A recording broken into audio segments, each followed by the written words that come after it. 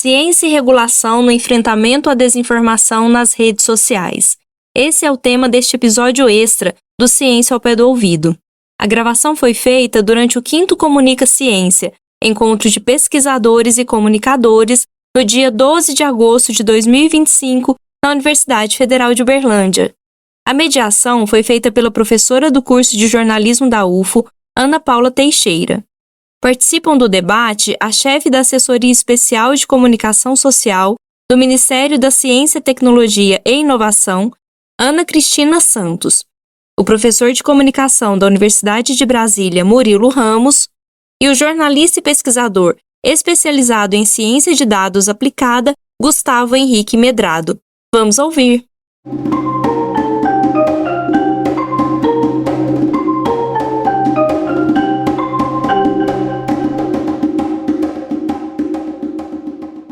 Muito boa tarde, todos e todas, unidade, na universidade. Parabéns pela organização, diretoria de comunicação, toda a sua liderança, que já foram parabenizados. E agradecer de pronto a presença dos alunos que estão aqui.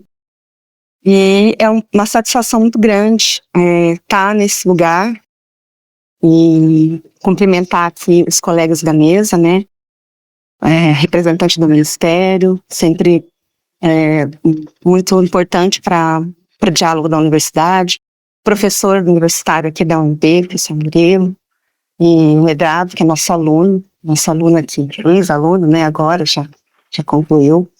E eu acho que particularmente a satisfação também por estar num lugar que é muito próprio para mim, né, eu estou nesse estudo sobre desinformação já há alguns anos, desde antes de vir para a UFO, inclusive.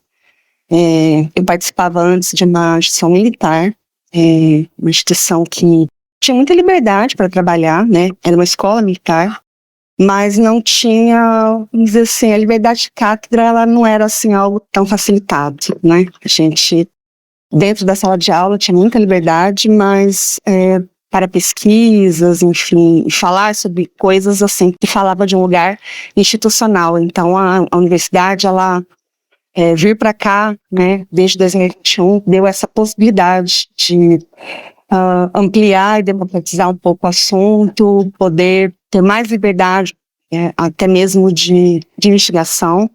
Então, esse é um lugar, assim, que eu estou muito honrada, João e Ana, de estar aqui, né, representando também, podendo mediar essa mesa.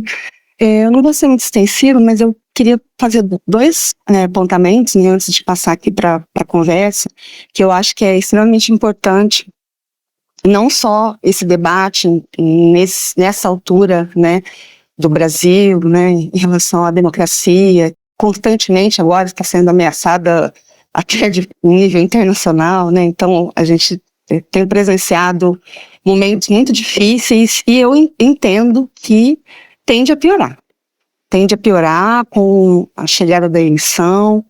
Então é um convite para nós todos, formadores de opinião, né, professores, alunos que fazem as suas pesquisas de iniciação científica. Em nível de pós-graduação também temos aí excelentes investigações, achados. Eu acho que cada vez é mais importante esses espaços que, inclusive, com o nosso cotidiano cada vez mais atropelado e mais intenso, com um calendário acadêmico muito cruel, né, que, enfim, nos atropela a todos. Eu gostaria muito de ver esse auditório muito cheio, né? Porque esse realmente é um assunto muito importante. Eu me sinto às vezes à beira do colapso. Quando você está também muito dentro da questão, né? Às vezes a gente se sente um pouco inoperante, impotente.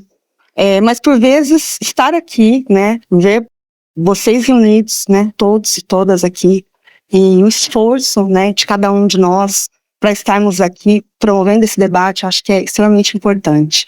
E aí o último apontamento a universidade, eu me sinto uma formiguinha, né? Ali no nosso grupo de pesquisa, temos aqui 2 professoras que também são desse grupo de pesquisa, que é o Observatório da Opinião Pública na Arena Digital, de onde nós fazemos as pesquisas sobre desinformação, mas sobretudo sobre opinião pública. E as 2 professoras que fazem comigo aqui, ombreiam comigo essa luta de formiguinhas, professor, é uma luta que a gente agora está compondo um comitê nacional, institucional, entre instituições universitárias, acadêmicas, em todas as regiões do Brasil, para montar um comitê de checagem de fatos. Esse comitê para democratizar a checagem de fatos, para que mais pessoas possam estar empoderadas e sensibilizadas a partir das universidades, as universidades promovendo essa sensibilização. Então, para não ser muito extensiva, eu só queria dizer que é um esforço grande que a universidade enfrenta para tentar levar para outros rincões do Brasil, principalmente, mas também a outros públicos que não frequentam necessariamente a academia, e esse esforço Comunica Ciência é sensacional, né? Está lá no terminal de ônibus, né? Onde populares estão olhando, né? E pensando, nossa, a ciência também vem até aqui, né? Então, eu acho que esse é o nosso objetivo, né?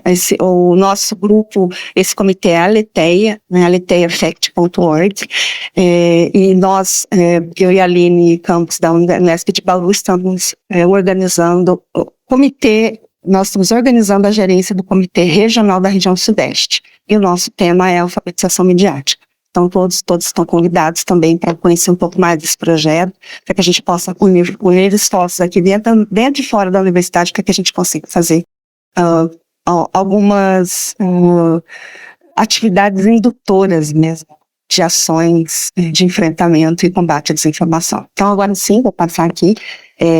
Agradeço demais, então, por essa oportunidade. Os colegas vou só falar, não tem apresentação, né? Eu vou, então, eu iniciaria com o hidrato. A gente começa, porque tem a apresentação. Então é isso. Então eu acho que eu vou então deixar para o fim. E aí depois a gente, né? Eu acho que fica mais, né? Normalmente eu começaria por ele, que é da casa, né?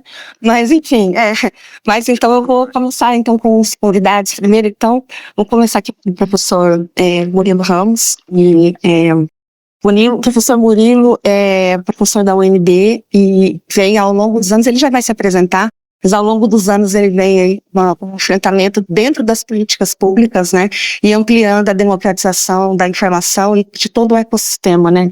Obrigada. Obrigado, Ana Paula. Boa tarde a todas e todos. É um prazer, uma honra eu estar aqui com vocês hoje. Eu quero agradecer à Universidade Federal de Uberlândia, em nome do professor João Damásio, que foi quem me contatou e me fez esse convite, que me deu tanta satisfação de poder estar retomando e fazendo essa discussão aqui em Uberlândia hoje com vocês, sobre esse tema tão espinhoso e difícil, que é o tema da desinformação. É uma roda de conversa, certo? Então, por favor, se for o caso, vamos já começar a conversa a partir de agora, e vocês também, certo?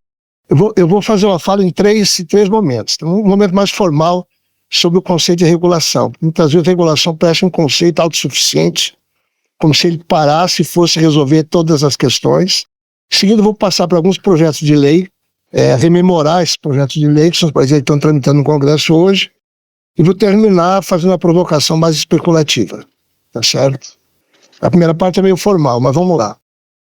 O tema, né, o nosso tema é ciência e regulação no enfrentamento da desinformação. Então, a regulação é essencial para o enfrentamento da desinformação. Mas o que é a regulação mesmo? Porque ela tem um pré-requisito que, muitas vezes, a regulação, particularmente depois que houve grandes mudanças no aparelho de Estado brasileiro, ali a partir do governo Fernando Henrique, em que se implantaram as agências reguladoras, a regulação ganhou uma espécie de vida própria, tá? E a gente acaba esquecendo que ela tem um pré-requisito fundamental que está expresso em lei e que, inclusive, é uma demanda para os ministérios que têm agências sob eles, que são relações não hierárquicas, mas eles agem como ministérios supervisores. que é o campo das políticas públicas, certo? Então, eu não posso falar em regulação sem falar de que essa regulação se remete a quê? E quais as políticas públicas ou a política pública que preside o que vai ser regulado, entende? Então, é fundamental ter isso em mente, porque essa autonomização da ideia de regulação vem muito da ideia da própria agência reguladora, que é algo que eu estudo há mais de 30 anos. Queremos um centro na UNB, eu vou falar dele aqui. Aliás, eu esqueci de falar dele, mas enfim, eu falo ao longo do caminho. Né?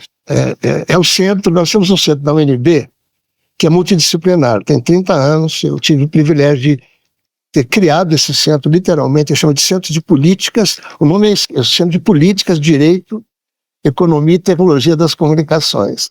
Na verdade, ele é o Centro de Política e Regulação das Comunicações, mas eu quero enfatizar a ideia da multidisciplinaridade. E é nesse centro que eu tenho exercido, feito minhas pesquisas nos últimos anos, desde que eu deixei a sala de aula em 2014. E é o que me permite ficar vinculado à Universidade de Brasília em pesquisas. E é um centro que nasce do processo de criação das agências. Que nós nascemos na capital da República por iniciativa nossa de dizer para a Anatel que se instalava, que foi a primeira agência que se instalou, que cabeça de regulador tem que ser feito por universidade pública. A privatização e o modelo de agências foi feito por consultorias internacionais, foi feita por escritórios de advocacia privados, tá certo? Mas tinha que formar aquela nova figura, enfim. Então, com o surgimento das agências, é que a ideia de regulação virou uma coisa meio autossuficiente. E se esquece que toda agência, como é o caso da Anatel, por exemplo, que é com a qual tem mais familiaridade, ela é relacionada ao Ministério das Comunicações, que é o ministério supervisor dela. Tudo bem. A partir da Lei Geral de Telecomunicações ou de outra lei, a partir das leis, a Anatel, a agência recebe a missão de exercer o processo regulatório. Mas há uma premissa. A premissa são as leis e as normas que presidem o processo. Então a agência, ela não legisla, ela não inova, ela simplesmente executa, certo? Esse é o primeiro ponto que eu queria observar, certo? E a regulação, como é que ela se dá? A partir da norma e da lei, o que a regulação faz? A regulação acompanha os serviços prestados, ela fiscaliza a prestação dos serviços e, eventualmente, que esse é o papel dela, ela sanciona. Acompanhamento, fiscalização e sanção. E a sanção se dá por meio de como?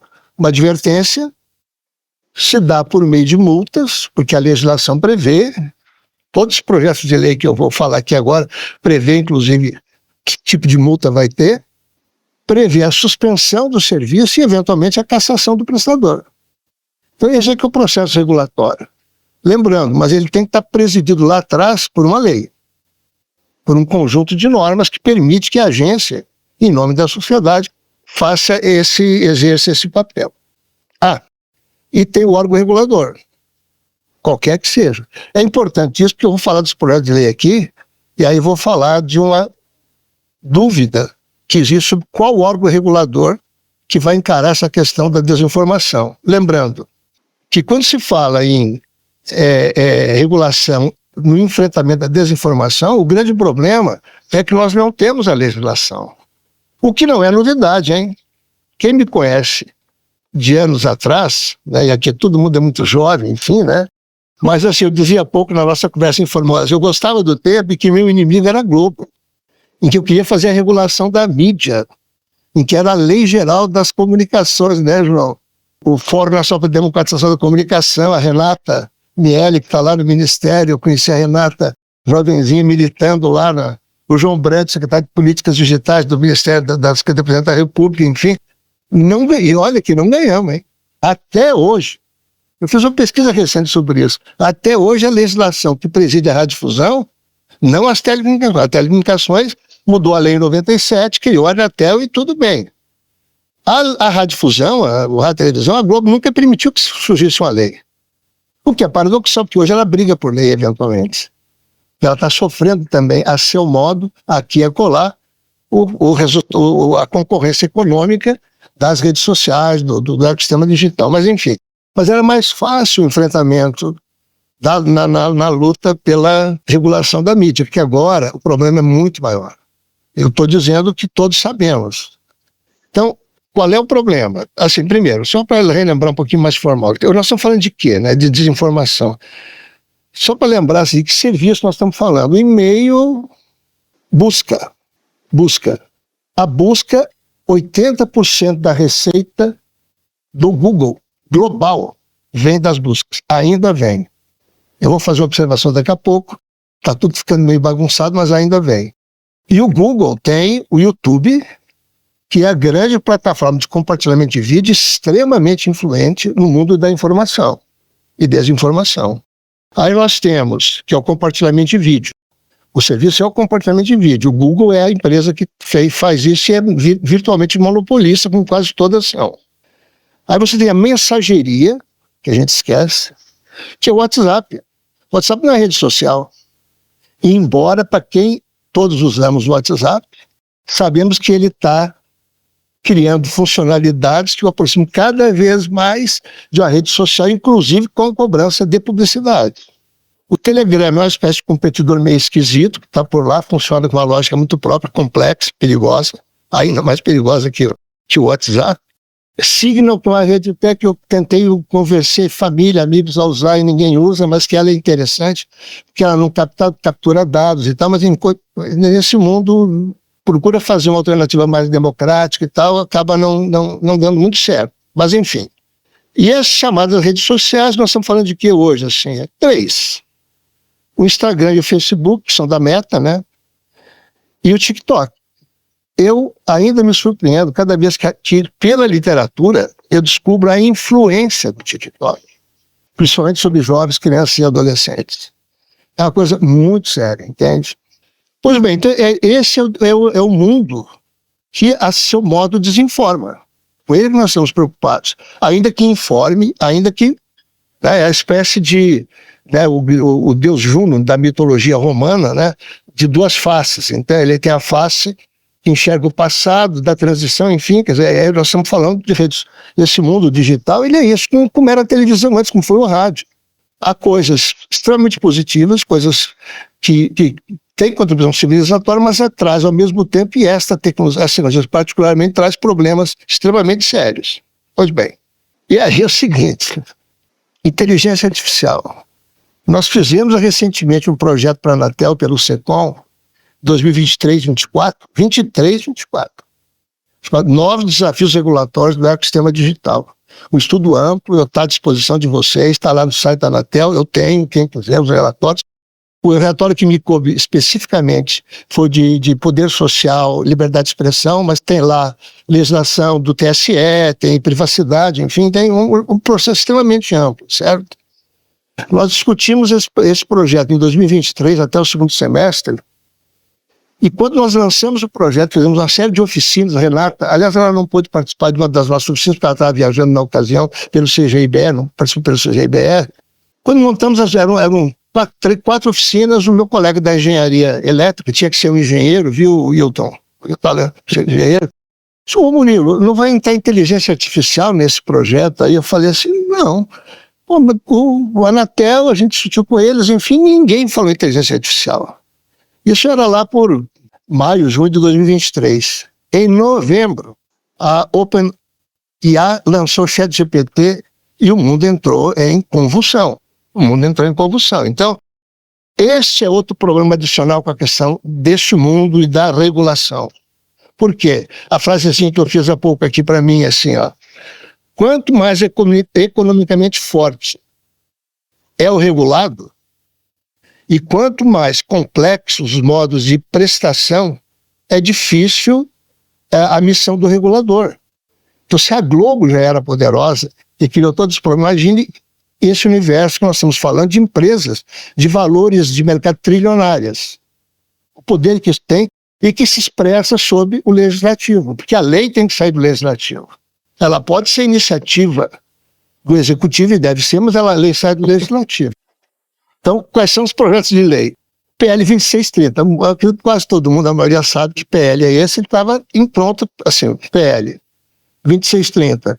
Iniciativa do senador Alessandro Vieira, do Espírito Santo, relatoria no Senado, foi aprovado, vai para a Câmara, relatoria do deputado Orlando Silva, do PCdoB de São Paulo, pronto para ser votado, não acontece nada. Por quê? Porque o lobby das Big Techs literalmente impossibilitou a votação. Ele tratava de quê?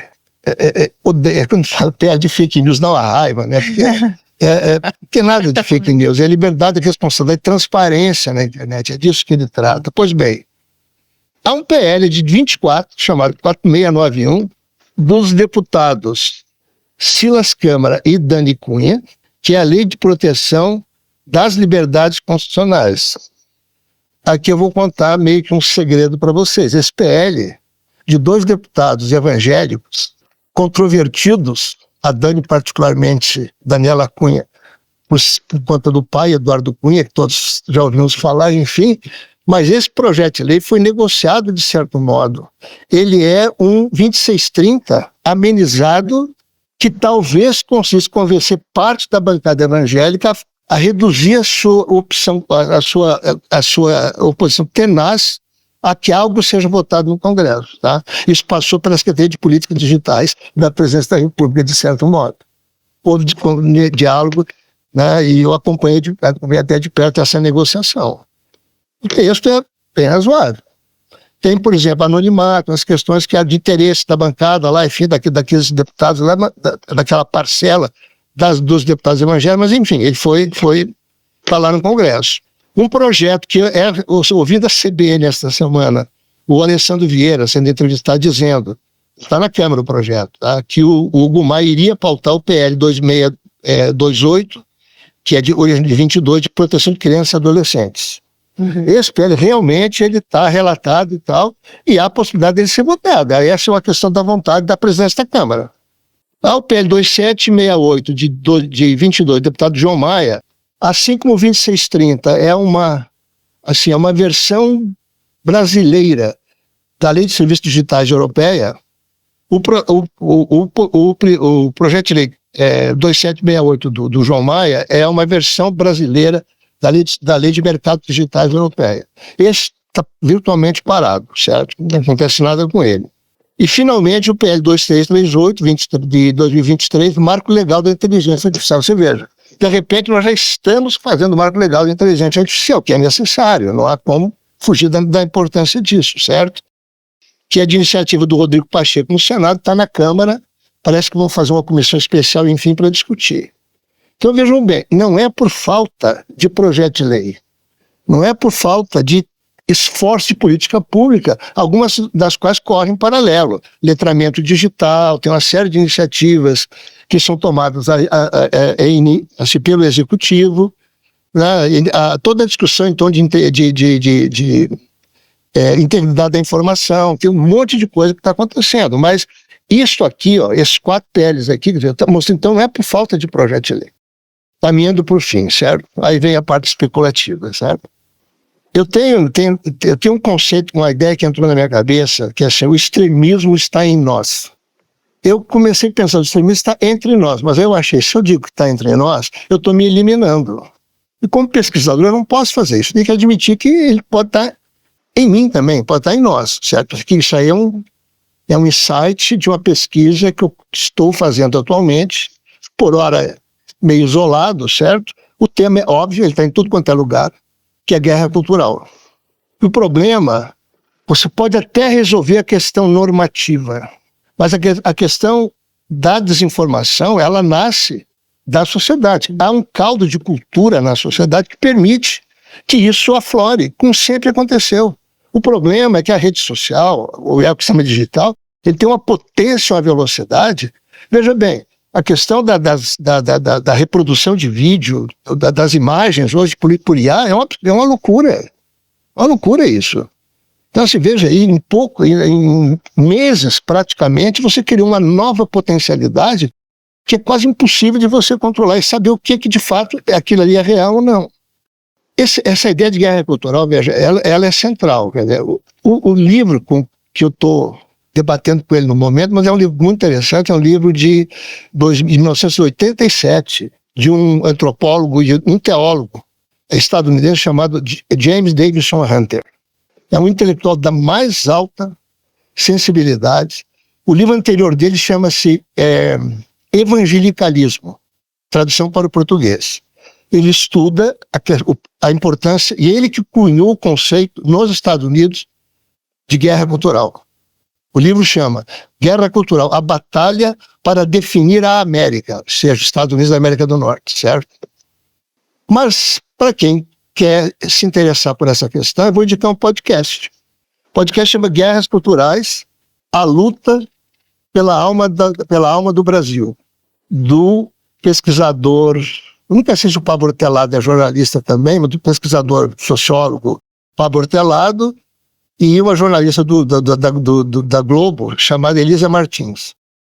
O podcast é muito interessante, ele é didático, ele simplifica a questão, mas ele inclusive usou o título do livro do James Davison Hunter para guiar o podcast dele. Porque aqui tem um tema central. Eu vou só fazer mais uma última referência, então, à cultura popular, cinema, documentário e tal. É muito mais que isso. Inclusive, a perspectiva europeia da disputa cultural, ela é diferente, mas estou me fixando nos Estados Unidos, que ela há um parentesco muito grande.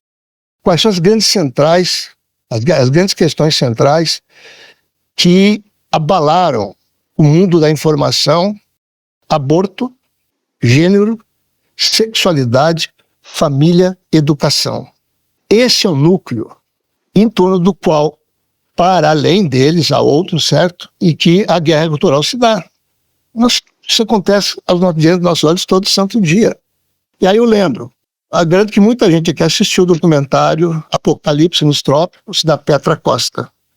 Eu com certo constrangimento que eu vou reconhecer, mas eu acho que houve um momento constrangedor no documentário, quando o Lula aparece se dizendo, assim, num esforço último na eleição de 2022, falando para evangélicos, fazendo... Eu respeito, eu não estou dizendo, não é esse o problema, mas ele está totalmente deslocado ali, quando ele se vê obrigado, no enfrentamento dessa batalha cultural, ir dizer que a fé pede que ele seja contra o aborto. Isso dá o limite, assim, a ver como essas questões são centrais. Elas são muito maiores, e é para elas que eu chamo a atenção hoje de vocês, pesquisadores, procurem ir mais adiante. Só mais um segundinho, tá?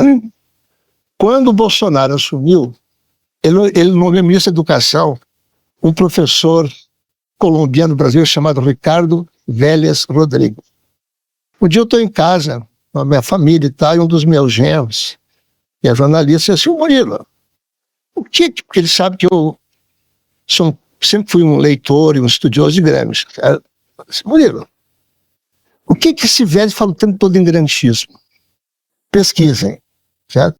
A direita global assumiu, e a europeia principalmente, assumiu Gramsci como um referente. Olavo de Carvalho era um profundo conhecedor de Gramsci.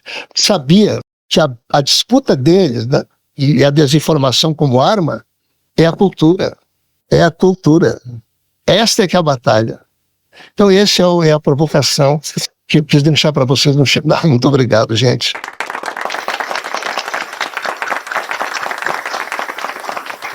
Muito obrigada. Nós vamos seguir aqui com a nossa roda, aí ao final a gente abre para as perguntas, pode ser? Então agora vamos passar aqui para a Ana, que é a nossa representante lá do Ministério da Ciência, Tecnologia e Inovação, é da ASCOM, né, de Comunicação, pessoa especial. Mas também é bom lembrar que a Ana é mestre, doutora pelo BNP, também é professora universitária, também atua no serviço público já, mesmo antes do Ministério. Então, ela tem também uma longa jornada também no enfrentamento, peculiar mais de gestão também. Então, muito obrigada, Ana, por estar aqui e compartilhando sua experiência com a gente. Vamos lá, nosso momento. Oi, boa tarde de novo. Na verdade, eu que agradeço por essa oportunidade, pelo privilégio. Quero agradecer por uma coisa que eu não agradeci, o privilégio de poder ouvir o professor Murilo de novo. Já fazia bastante tempo que eu não tinha essa alegria na minha vida. Então, estava aqui pensando, meu Deus, como é que a pessoa fala numa mesa? Como é que conversa com o professor Murilo? Uma resposta muito grande. Escuta o professor Murilo, dá uns 20 minutos meu para ele e continua ouvindo. Espero que vocês saibam o tamanho do privilégio que vocês têm também. Eu vou pedir licença a vocês para falar menos como gestora do Ministério, um pouco mais como pesquisadora, embora traga aqui em um ou outro momento essa experiência de falar sobre a política pública que o Ministério aplica. Mas queria tratar com vocês hoje muito mais nessa perspectiva da gente trazer pontos para reflexão e pontos para o debate. Queria começar pensando nessa lógica da desinformação, que é algo sobre o qual eu tenho me debruçado nos últimos tempos. A partir do doutorado, a minha pesquisa já refletia um pouco sobre como que a gente consegue pensar na lógica das nossas concessões públicas de TV, da TV aberta, não só no Brasil, mas na América do Sul, e como essas concessões elas poderiam atuar mais no combate à desinformação. Então, nesse bate-papo de hoje, eu gostaria de falar um pouco mais sobre isso e começo dizendo que, ainda que estejamos aqui falando com um público maior de pesquisadores, eu sei que também há profissionais da comunicação aqui e que há outros pesquisadores que não necessariamente na área de comunicação, mas eu acho que quando a gente quer conversar sobre desinformação, a gente precisa necessariamente se debruçar sobre conceitos. E não por uma questão formal de se debruçar sobre conceitos e de estabelecer conceitualmente alguma questão, mas principalmente porque esse é um fenômeno que exige uma melhor compreensão. Então, pensar sobre desinformação não é necessariamente uma coisa nova, né, professor Murilo? A gente fala sobre desinformação há muito tempo e esse conceito ele vai se mutando à medida que a gente tem novos veículos, novas plataformas, novas estruturas envolvidas na perspectiva técnica também. Então, acho que pensar conceitos, se apropriar desses conceitos, para além do que já está posto aí de má informação, desinformação, a gente precisa olhar para isso com esse olhar de pesquisa, com esse olhar de curiosidade, com esse olhar da ciência, de como é que a gente se aprofunda, porque à medida que a gente vai estudando e compreendendo e assimilando mais os conceitos, mais a gente tem condições de contribuir para interferir no processo da desinformação como um todo. E aí eu gostaria de falar particularmente para os que estudam comunicação, obviamente eu vou puxar a sardinha aqui para o lado valioso, para a trincheira dos jornalistas, é dizer que por mais que o fenômeno da desinformação e os processos que envolvem a desinformação, eles atinjam muitos campos, que ele interfira na economia, que interfira na política, no meio ambiente, na saúde, em inúmeras áreas, a solução para essa questão, ela passa necessariamente, estou convicta disso, pela comunicação. Não tem como a gente pensar a solução para o processo da desinformação sem passar pela comunicação. Somos nós que temos capacidade, temos condições de entender o fenômeno de forma a trazer elementos que possam agregar para a gente influenciar nessa questão em si. Então, eu penso que essa abordagem do combate à desinformação, ela precisa ser uma abordagem. A gente precisa ter essa abordagem sociotécnica, que precisa pegar um pouco ali dos elementos sociais, precisa pegar um pouco dos elementos técnicos e a gente precisa compreender como é que esses sistemas eles se influenciam mutuamente. E pensar sobre isso é uma coisa necessária, e já o professor Murilo dizia aqui sobre algumas experiências no campo da desinformação, e eu comecei pensando sobre isso, que a desinformação não é um fenômeno novo, não é uma coisa nova, a gente já se bate contra a desinformação há muito tempo. Agora, é um fenômeno que tem ficado cada vez mais complexo, e é isso, a velocidade da tecnologia, a velocidade dos avanços tecnológicos, eles nos impõem que a gente olhe também com muito mais rapidez para os processos, porque eles se mudam muito rápido, eles mudam com muita rapidez e eles assumem proporções também muito maiores, com uma velocidade que não é nem a velocidade da ciência, nem a velocidade da justiça, não é a velocidade da academia, não é a velocidade dos governos, não é outro tempo. E a gente não consegue dar conta dele. E por isso que a gente precisa refletir mais sobre os contextos. E é por isso que a gente precisa refletir a partir de vários lugares também. Porque a partir do momento em que várias pessoas estão pensando, a gente consegue talvez achar respostas múltiplas e juntando essas respostas todas, talvez a gente consiga avançar um pouco mais rápido. Então, da mesma forma que a desinformação não é um fenômeno novo, não é um fenômeno, não é um processo novo, não é uma novidade, uma coisa que surgiu agora, já que já foi usado em alguns tempos, inclusive como arma de guerra, foi usado de várias formas, ou na perspectiva da economia ou da própria política, ou às vezes sem uma intenção, por assim dizer, estruturada. A ideia de regulação ela também não é. O professor Murilo já deu uma aula aqui. E quando a gente discutia lá atrás da necessidade de democratizar a comunicação, de regulamentar alguns processos, de regular outros, quando a gente discutia lá atrás que os sistemas de concessão pública eles precisavam ser regulados, a gente estava entendendo lá atrás que isso aqui podia piorar. Então, eu também tenho muita saudade, pessoal, quando nosso único inimigo era a Globo. A gente só precisava brigar aqui, não, gente, vamos brigar aqui com a Globo. Brigar com a Globo num dia, mandava um release no outro, pedia uma pauta no dia, brigava no outro. Mas a gente não conseguia sequer terminar uma conferência de comunicação com todo mundo junto.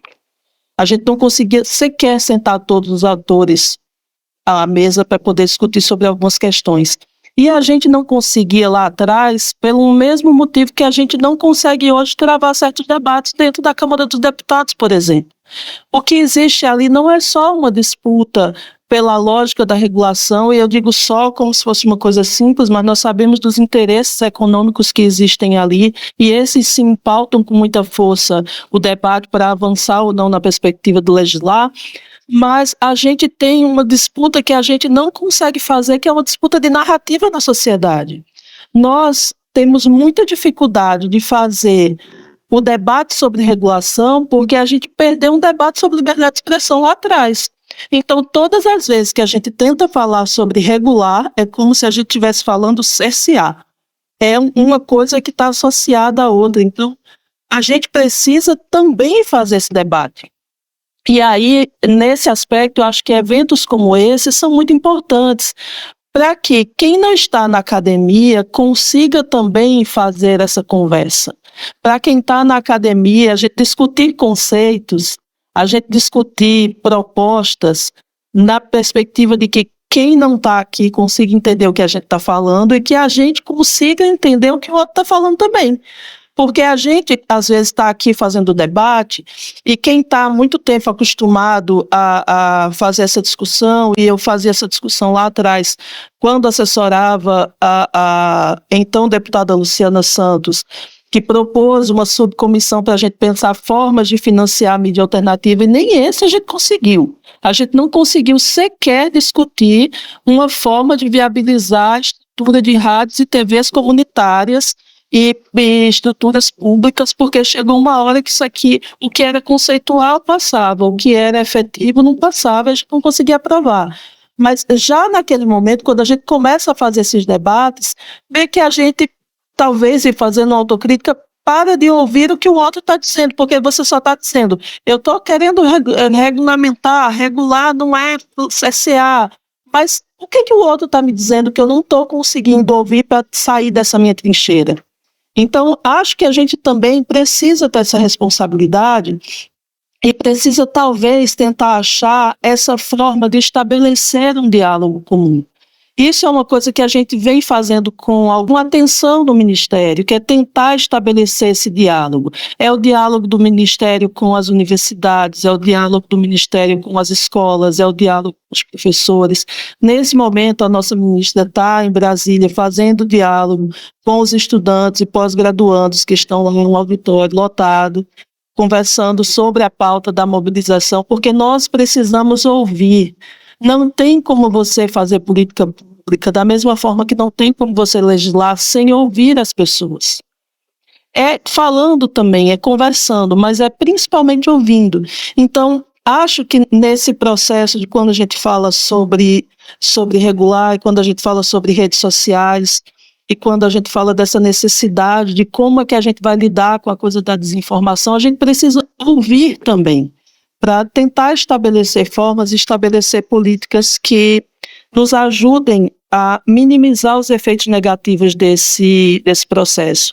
É muito triste quando a gente chega no ministério, quando a gente chega em algum lugar e a gente escuta inúmeros relatos de pessoas que morreram porque não topavam, perderam familiares, perderam pessoas queridas, as pessoas morreram porque não queriam tomar uma vacina, porque não confiavam na vacina, porque não acreditavam que a Covid, por exemplo, fosse uma doença real. Então, a gente escuta muito esses relatos e é muito dolorido. Então, a gente sabe que a desinformação não é só um fenômeno social, ela interfere na vida das pessoas e, sobretudo, na vida das pessoas mais simples. Na vida das pessoas que tiveram, talvez, menos acesso, não à informação como um todo, mas a formatos convincentes de informar. Então, acho que quando a gente fala sobre rede social, quando a gente fala da necessidade regular, eu acho que é uma urgência, acho que é uma necessidade, acho que passa por essas questões todas da gente aprender a dialogar mais, e acho que nessa perspectiva aqui, talvez, e eu acredito sempre nessa máxima de que não existe solução simples para problema complexo. A desinformação é um problema muito complexo.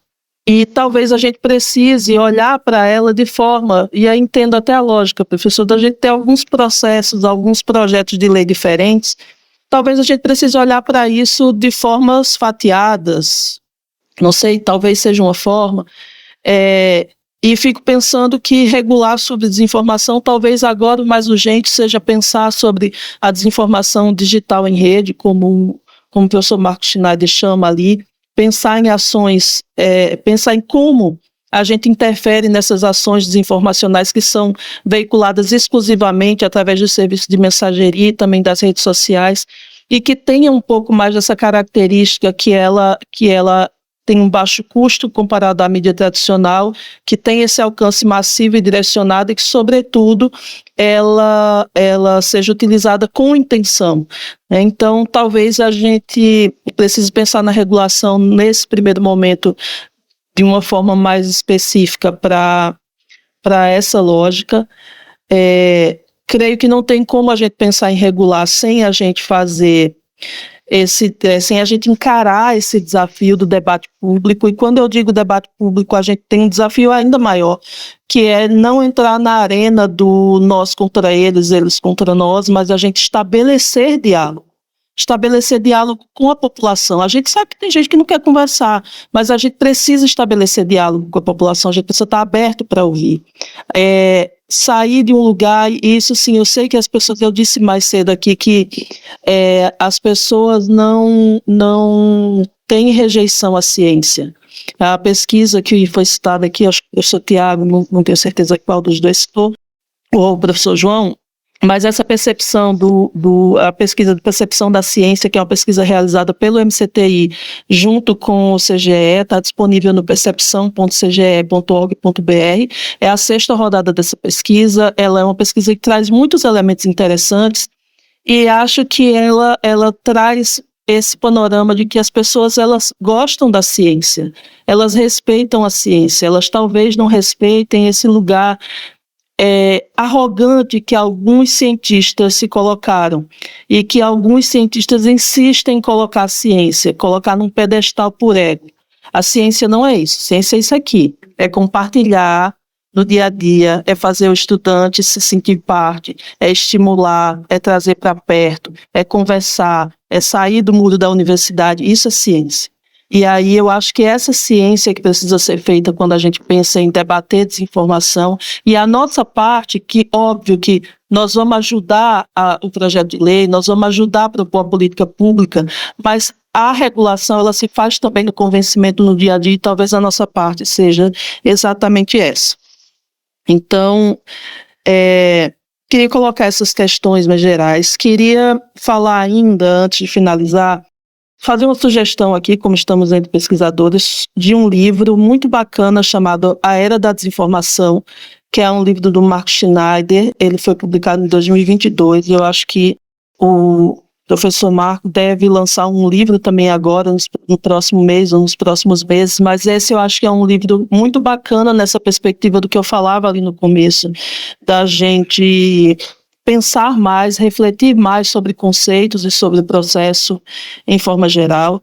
Queria sugerir que vocês sigam também, acessem essa percepção, a percepção pública da ciência, a pesquisa do CGS, debrucem sobre ela.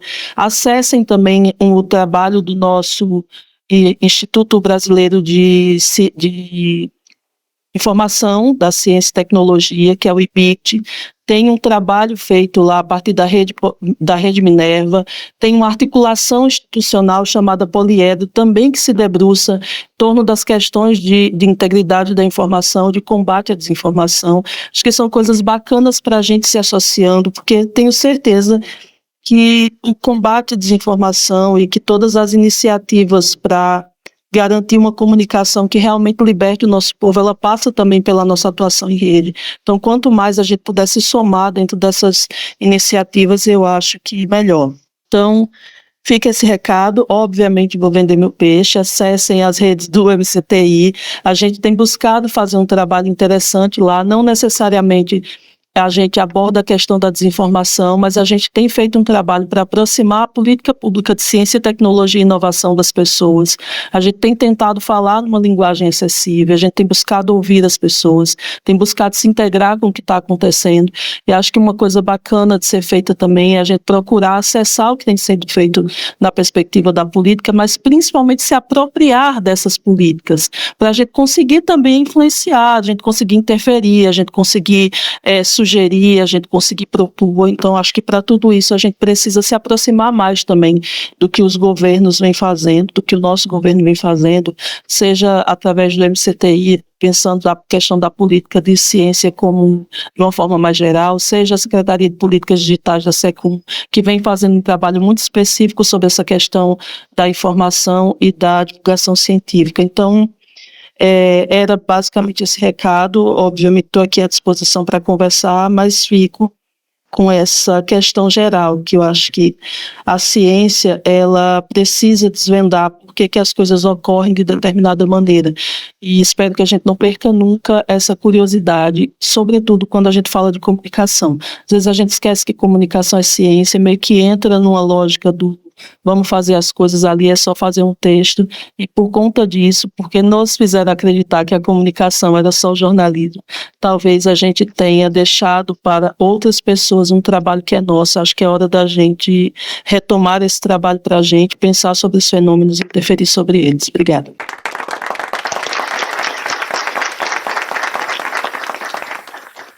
Obrigada. Daqui a pouco a gente vai abrir perguntas. O Gustavo Medrado, ele é mestre aqui pelo PPGCE, né, Programa de Pós-Graduação, mestrando Programa de Pós-Graduação em Tecnologia, Comunicação e Educação. Ele também foi premiado recentemente, né, pela Intercom, trabalho maravilhoso, orientado aí pelo professor Marcelo. E estuda, entre outras coisas, jornalismo de dados, jornalismo de inteligência artificial, né? Vou deixar ele falar aqui um pouquinho o recado dele. Muito obrigado, professora Ana. Bom, boa tarde a todas as pessoas presentes. Quero cumprimentar aqui meus colegas que estavam na mesa, a professora Ana, Ana Cristina, o professor Murilo. Quero cumprimentar também professores que eu tive aqui nessa casa enquanto aluno da graduação, professora Ana Spanenberg, professora Pitanga, a professora Mirna, que estava aqui agora há pouco, e um professor da graduação que me acompanha até hoje na pós-graduação aqui no mestrado no PPGCE, que é o professor Marcelo Marques, meu orientador, que eu sou muito grato, e um pouco dessa pesquisa que vocês vão ver aqui agora é o que a gente está desenvolvendo no nosso trabalho de dissertação. A gente vai falar um pouquinho sobre essa tal da inteligência artificial e como que a gente poderia talvez utilizá-la no combate à desinformação. E aí surge o que nós estamos propondo por meio da nossa pesquisa, que é o jornalismo de prompt.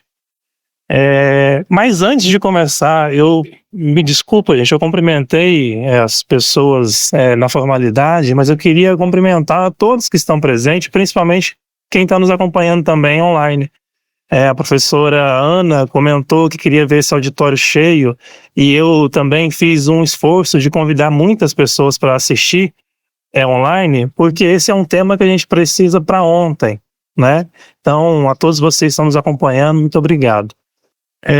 Eu gostaria agora de traçar um horizonte de onde que a gente começa. E alguns colegas aqui na mesa comentaram também da pandemia, e a gente começa lá. O meu ponto de partida é no ano de 2020, quando 94% dos brasileiros viram ao menos uma notícia falsa sobre coronavírus. 73% deles chegaram a acreditar em pelo menos uma dessas notícias falsas. 80% gostaria de ser avisados por verificadores de fatos sempre que fossem expostos a conteúdos falsos. 62% disseram não saber reconhecer uma notícia falsa. Parafraseando o grande poeta mineiro Carlos Drummond de Andrade, a gente se pergunta: e agora, José? O que a gente faz diante desse cenário?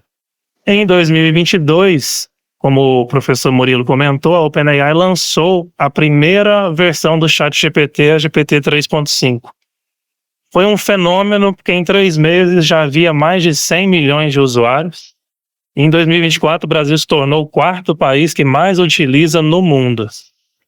E aqui nós temos o top 10 sites hoje com o maior tráfego no Brasil.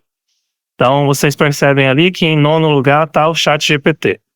E aí a gente percebe, em 9º lugar, né, então ainda está longe ali. Na verdade, o primeiríssimo lugar, que é o Google, ele também já conta com a busca, né, em inteligência artificial logo quando você utiliza ali.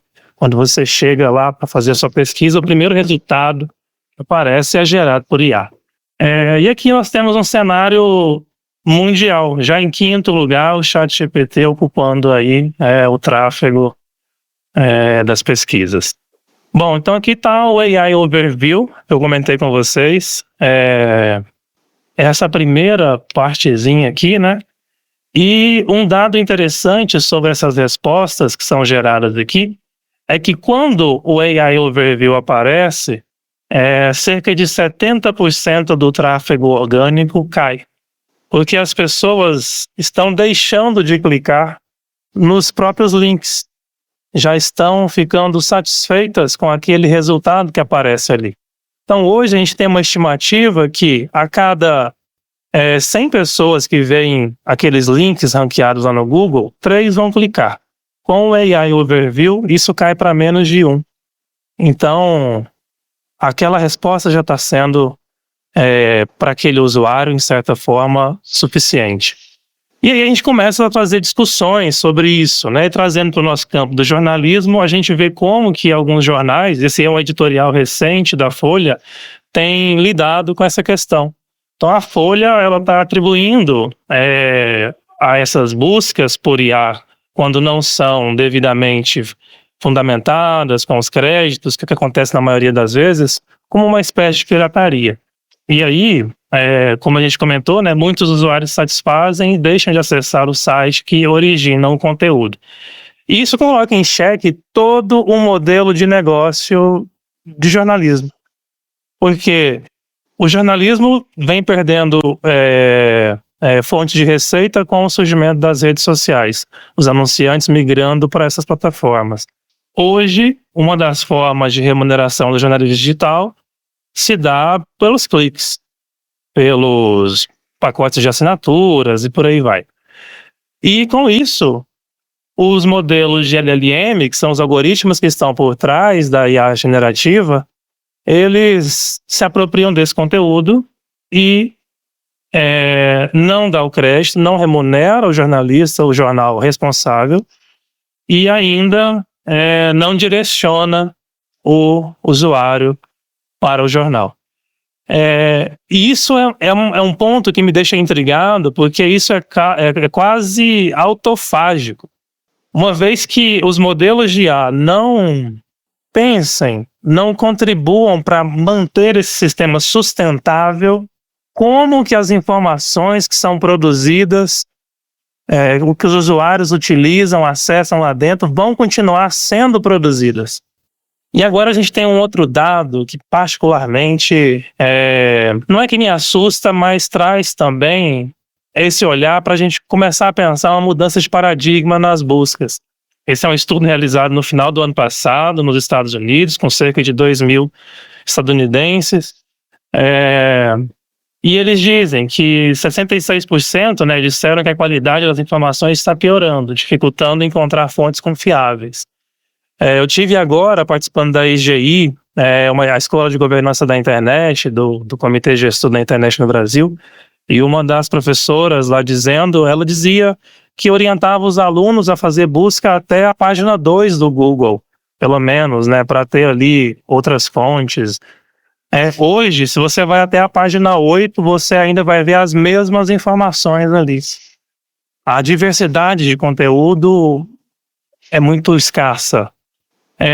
E 52% dessas pessoas já têm recorrido mais a chatbots de IA ou plataformas alternativas como o TikTok, como o professor Murilo comentou, para obter informações em vez do Google.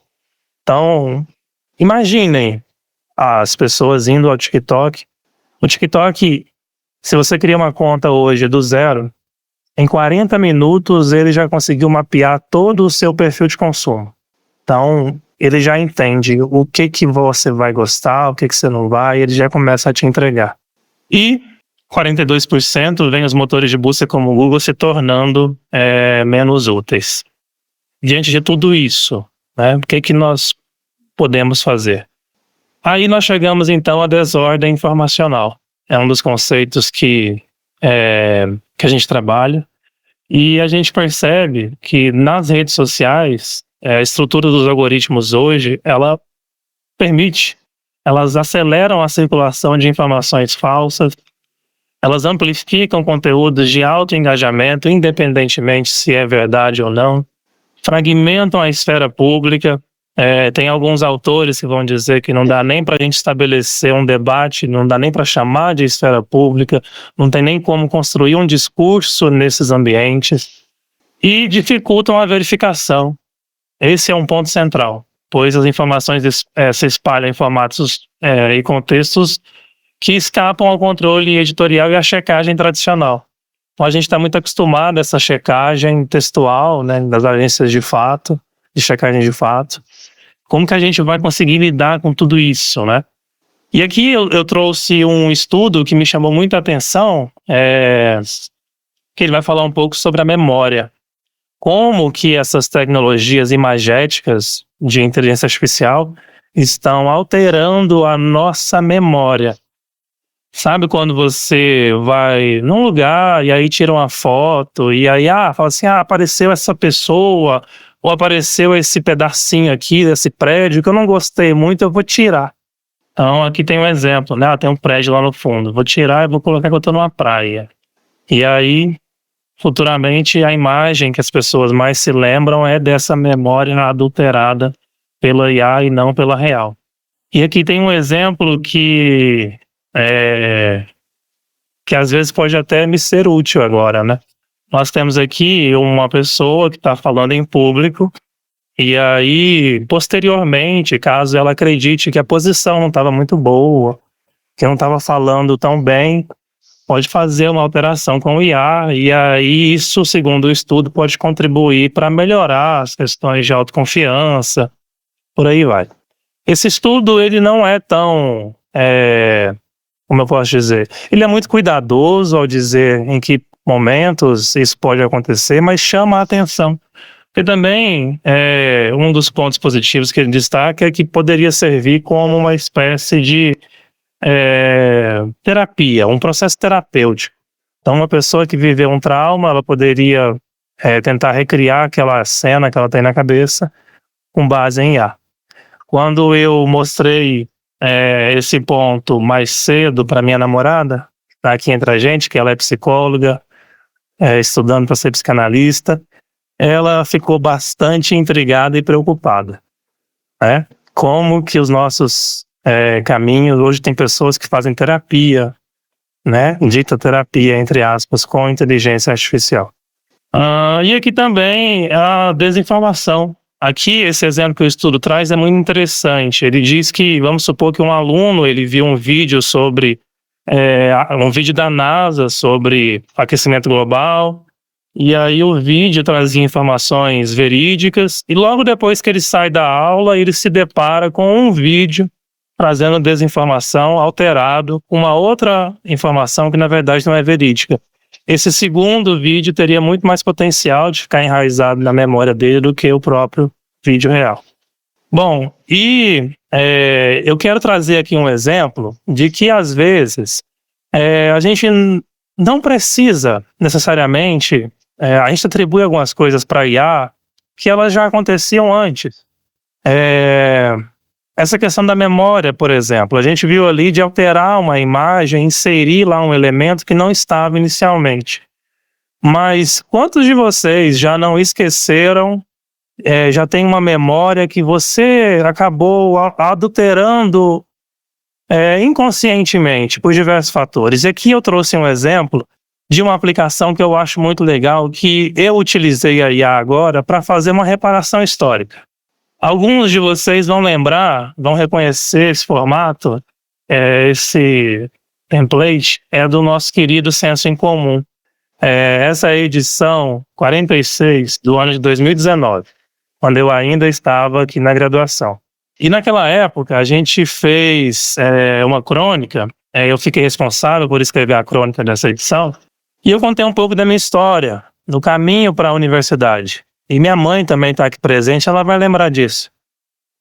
Nessa crônica eu digo que no caminho da universidade tem um beco. Porque quando eu era adolescente, morando lá no bairro São Jorge, crescendo na comunidade, o professor Flávio está aqui, diversos projetos que a gente desenvolvia juntos, eu tinha que passar por um beco para chegar até a escola. E naquele dia, teve um dia específico que eu virei para minha mãe e falei: mãe, eu quero ir para a faculdade. E aí ela falou para mim: mas a mamãe não tem dinheiro para pagar uma universidade. Eu sou o primeiro da minha família a concluir, a ingressar, né, a estar em uma universidade pública. E aí eu falei: mãe, mas a senhora esqueceu, a gente acabou de chegar em Uberlândia. Falei: mãe, a senhora esqueceu que aqui tem a UFO e ela é pública, não precisa pagar. Ela virou para mim e falou: então estuda, meu filho, estuda.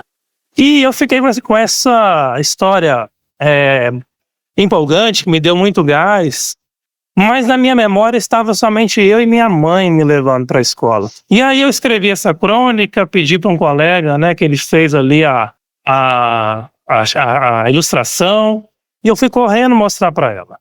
E aí ela pegou e falou assim: mas cadê seu irmão? Eu falei: uai, como assim, mãe? Ele falou assim: o seu irmão também estava com a gente. Eu falei: não, estava só eu e a senhora. Eu falei: não, seu irmão estava. Seu irmão mais novo, né? Aí ela falou: então, a partir de agora, vai ser você e seu irmão. Então minha mãe preferiu se retirar para representar o meu irmão ali. E aí, depois que eu vi esse estudo, né, eu falei: poxa vida, né, agora é uma forma de fazer uma reparação. Então, simbolicamente, tá aí. O meu irmão estava presente nessa memória, né, estava lá. Então, é um bom uso, né, uma utilização de que a gente pode utilizar para essas finalidades também, fazer aqui um ajuste, como eu disse para vocês, numa reparação histórica. Claro, tem muitos outros debates que a gente poderia entrar aqui, questões de direitos autorais, como tudo que envolve a inteligência artificial generativa. E eu não poderia deixar de dizer também que a IA generativa, agora falando dos próprios chats, ela é extremamente, esse termo em inglês, sycophancy, ela é bajuladora.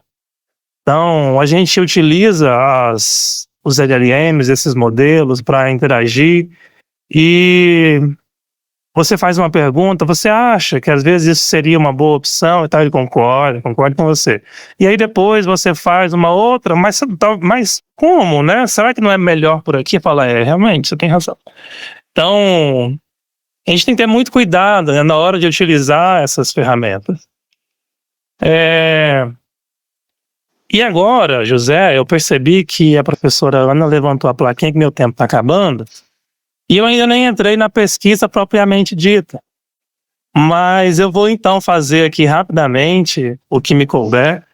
A professora comentou, né, do nosso trabalho que a gente teve no Intercom agora Sudeste. O nosso trabalho, como eu comentei, orientado pelo professor Marcelo, ele é desenvolvido de forma multilateral também, multidisciplinar, com a FACOM, o curso de Ciências de Dados Aplicada, e também uma parceria internacional com a Universidade da Flórida. E a gente chegou em alguns resultados, pensando em tudo isso, né, que contemplam o ecossistema da informação, que é um conceito que a professora Ângela Grossi trabalha, que envolve jornalismo profissional, checagem de fatos, educação midiática, e que bom que meus colegas falaram sobre regulamentação das plataformas, que é o único ponto que a pesquisa não aborda diretamente, mas extremamente fundamental. E a gente tem uma hipótese em que esses modelos, eles são capazes de discernir, que eles podem contribuir para discernir informações em rede. Ou seja, no frigir dos ovos, resumindo tudo, a gente queria saber, porque eu tenho uma questão quase existencial com a desinformação, e vocês vão entender um pouco agora no final, que é o seguinte: a desinformação, ela se espalha 70% mais rápido do que uma notícia de fato. E eu queria sempre que qualquer pessoa, desde que tivesse um celular e acesso à internet, pudesse verificar uma informação na mesma velocidade que a desinformação chega até elas. E aí nós vamos pensar, bom, os chatbots com a inteligência artificial estão aí, né? Podem ser uma alternativa. E então a gente propõe o conceito de jornalismo de prompt, que nasceu, né, principalmente lá na sala do professor Marcelo Marques, quando eu cheguei com as minhas inquietações e ele canalizou para esse sentido, em que a gente vai pensar numa prática que é discursiva, dialógica e técnica, que ela existe nessa interação que a gente tem na hora de produzir um conteúdo, seja enquanto jornalista, e na hora de consumir um conteúdo. A gente viu que as pessoas estão cada vez mais consumindo, se informando por essas plataformas.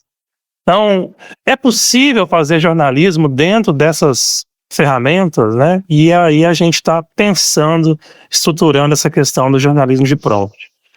E a gente fez uma raspagem, a gente fez diversos procedimentos que infelizmente eu não vou ter tempo de compartilhar com vocês, mas os resultados são que sim, a gente analisou 1.200 notícias, 1.200 checagens de fatos, e nós percebemos que os LLMs foram, em 90% dos casos, tão bons quanto na hora de fazer a checagem, quanto essas agências.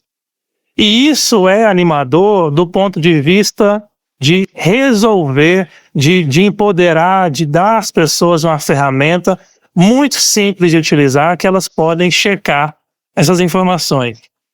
Agora, vou pular, que tem muitos exemplos de como que ela se comporta. Tem momentos em que ela também não funciona muito bem, mas é em menos de 10% dos casos, mas que em outra ocasião a gente pode conversar um pouco melhor. E aí, aqui nas considerações finais, o que eu vou dizer é o seguinte: será que essa capacidade só foi possível a partir desse trabalho prévio das agências de checagem? A minha intuição, e pelo pouco que a gente viu, é que isso não ficou devidamente documentado, mas o nosso desejo é ampliar o estudo para que isso fique, mas a percepção é que sim, né? A IA só conseguiu chegar naquela checagem porque outros jornalistas já passaram por lá antes. Então a gente precisa de novo pensar em como remunerar, em como tornar esse sistema saudável. O jornalismo de prompt está sendo fundamentado, é um cenário emergente, que a gente precisa ainda estruturar como que funciona, todas essas formas. E eu não poderia, eu sei que meu tempo já estourou, mas eu queria alguns minutinhos agora da atenção de vocês para falar sobre um assunto que para mim é o mais importante e que eu deixei para o final, que é o direito de não esquecer. Aqui entre nós hoje, nós temos o professor Flávio Muniz, que vai estar na próxima mesa, que infelizmente eu não vou conseguir acompanhar, mas participem muito atentamente, porque o que o Flávio tem a dizer, eu não tenho nem palavras para definir. E no ano de 2022, o mesmo ano que a gente viu lançar o surgimento da IA, a IA existe há muitos anos, gente. Em 1950 eu já estava se falando em IA, mas o surgimento do ChatGPT, né, esse modelo 3.5, generativa desse tipo. A gente também estava vivendo um momento muito delicado. E para resumir, para contar toda essa história, a gente escreveu um livro, e o subtítulo desse livro, o título é Diário de um Navegante na Covid-19. E o subtítulo é O Direito de Não Esquecer. E agora eu queria relembrar, se é que é possível esquecer, mas a nossa sociedade, infelizmente, parece que sim. Nesse ano, a Unifesp, ela lançou um acervo da pandemia de Covid-19. E nesse acervo a gente encontra tudo minuciosamente detalhado, cada pronunciamento, cada decreto, cada comentário que foi feito durante a pandemia por diversos órgãos do governo federal, parlamentares, enfim, formadores de opiniões. E eu quero destacar o comentário da professora Soraya Smiley, que ela estava apresentando esse acervo, e ela diz o seguinte: essa política ela não foi aleatória. Que política é essa? A necropolítica.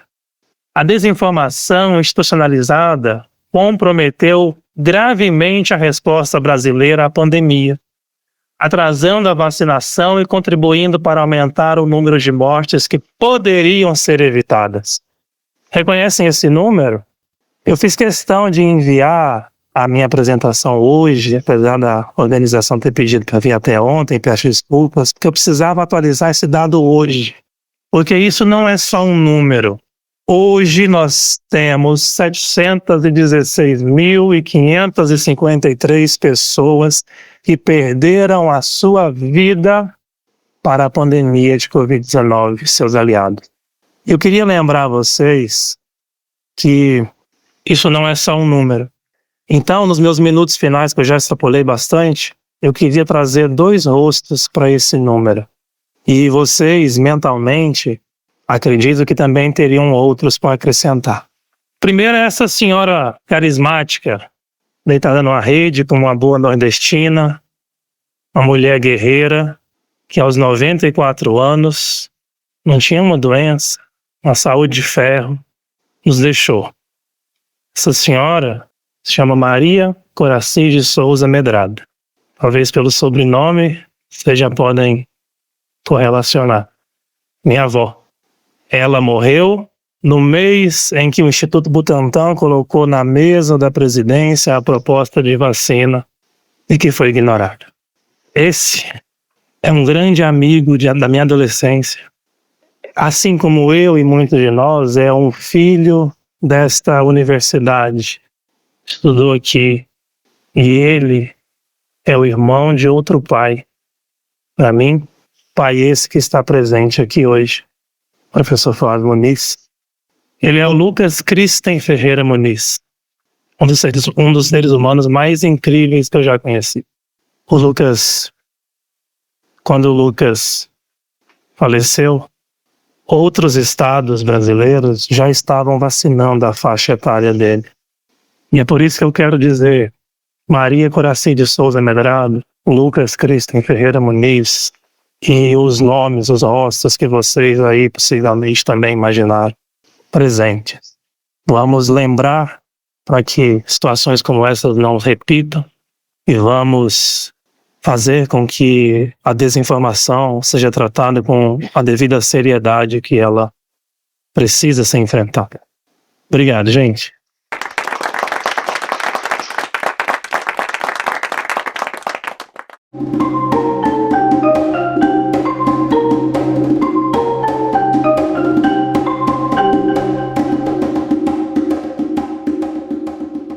O 5º Comunica Ciência, encontro de pesquisadores e comunicadores, foi promovido pela Diretoria de Comunicação Social da UFO, com o apoio da Pró-Reitoria de Pesquisa e Pós-Graduação, da Fundação de Apoio Universitário, da Prefeitura Municipal de Uberlândia e da Contec, administradora de terminais. Eu sou Jelen Borges, jornalista da UFO. A captação de áudio foi feita pela Fundação Rádio e Televisão Educativa de Uberlândia e por Euler Reis. Montagem e finalização são do Márcio Gama. O Ciência ao Pé do Ouvido tem apoio da Fundação de Amparo à Pesquisa do Estado de Minas Gerais, a FAPEMIG. Até o próximo episódio!